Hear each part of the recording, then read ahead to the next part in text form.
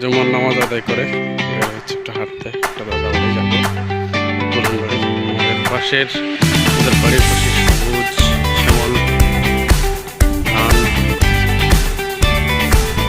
ভালো লাগে, সেখানে একটু ভিডিও করলাম। আসলে গ্রামের পরিবেশটা আমরা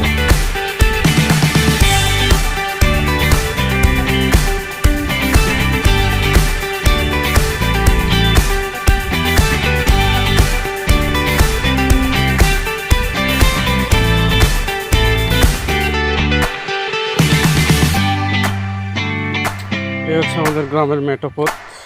এই পথ ধরে আমার পুরাতন বাড়ি আসা যাওয়া যায়, খেলার মাঠে আসা যাওয়া করা হয়। রাস্তাটা তেমন ভালো না, গ্রামের রাস্তাতেই